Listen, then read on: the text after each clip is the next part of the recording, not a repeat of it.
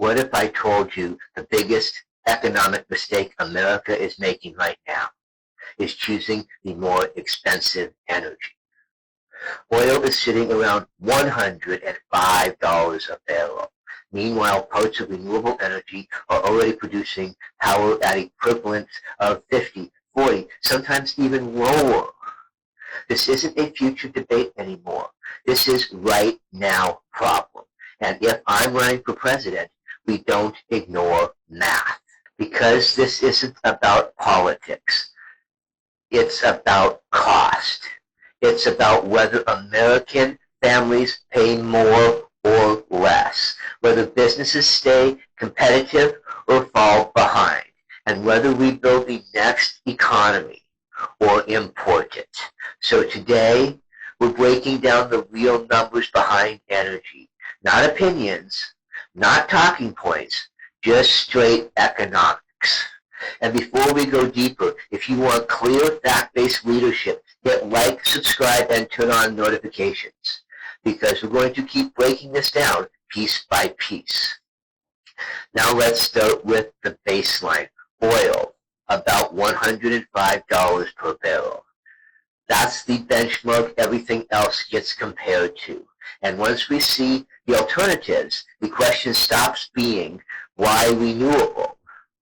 It becomes, why haven't we already?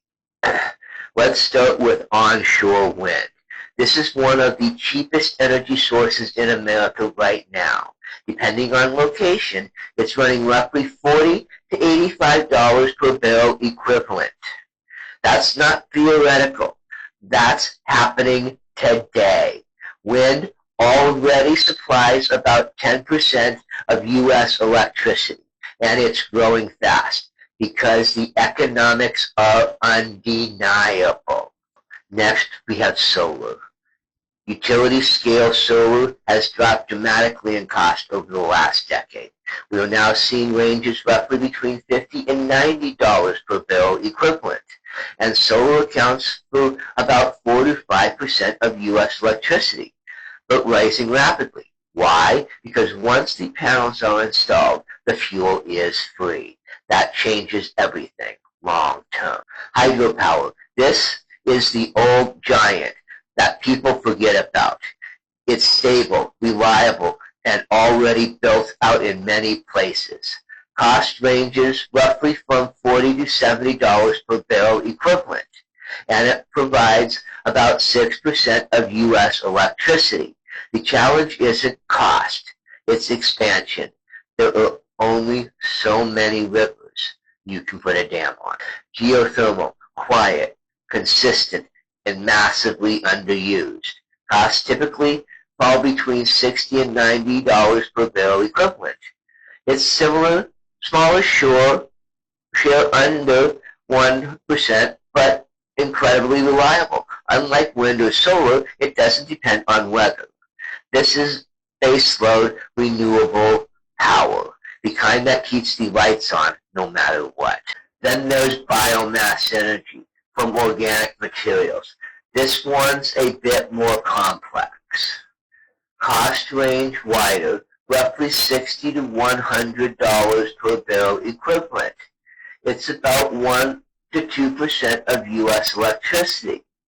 Not the cheapest option, but it fills important gaps, especially in waste and agricultural systems. Now step back and look at this. Oil at $105 a barrel. Multiple renewable sources already below that right now. So the problem isn't, can we afford to switch? The question is, how much longer can we afford not to? Because every year we delay, we choose higher costs. And this is where leadership matters, because markets follow incentives. Infrastructure follows investment.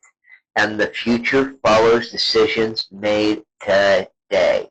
If I'm running for president, this is simple. We invest where America wins economically, not politically, not emotionally, economically. This is Scott for 2028, because the future isn't optional. I will see you next time.